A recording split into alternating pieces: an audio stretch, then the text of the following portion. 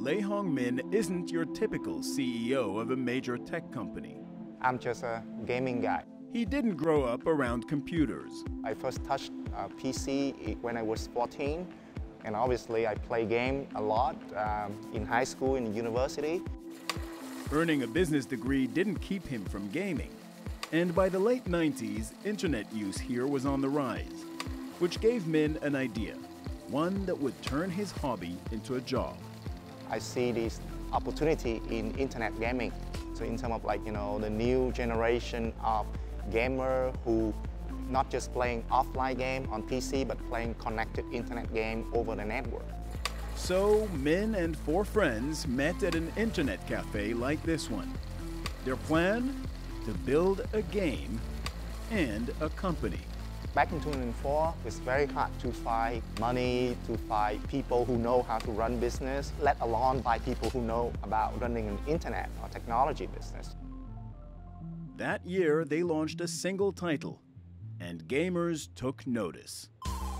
Soon, profits were soaring, and Minh's company, now called VNG, quickly grew into one of the biggest game developers in Vietnam. This game, Dead Target Zombie, has 150 million global downloads, they say.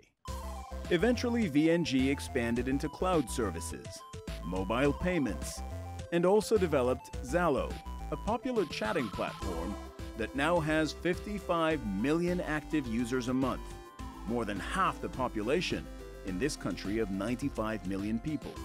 We feel that we'll be able to do a lot of cool things. I mean, that's basically all the technology people dream, right?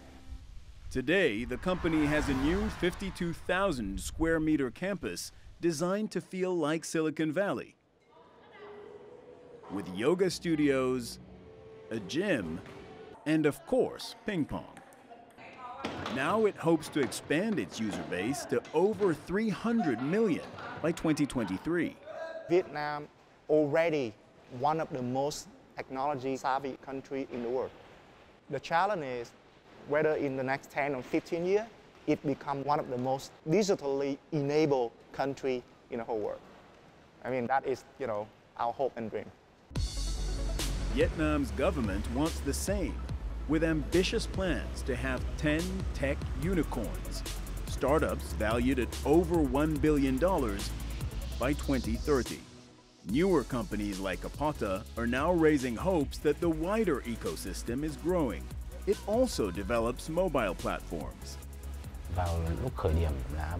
When we first started, Apota was valued at $1 million US. After 8 years, it's now valued at nearly $100 million US. So progress has been made in 8 years. Of course, not every startup story has a happy ending. Apota's CEO launched several businesses that failed before this one, he says. I feel that the only challenge is that it's still hard to get funding for a startup. There are very few resources for funding a startup. In reality, the number of startups in Vietnam that actually get funding are not as high as I would hope for. Minh says funding is growing, but startups here need more. Compared to 5 years ago, the investment scene in Vietnam has become a lot more exciting and dynamic, but still relatively compared to other countries in the region like Singapore or Indonesia, we still have a major gap behind. As for VNG, Minh just hopes his company's rapid rise continues. Our success story proves that startup in Vietnam can become global company. We can build product for global market. We can grow our standard to the global market, and we look at global market as the playground.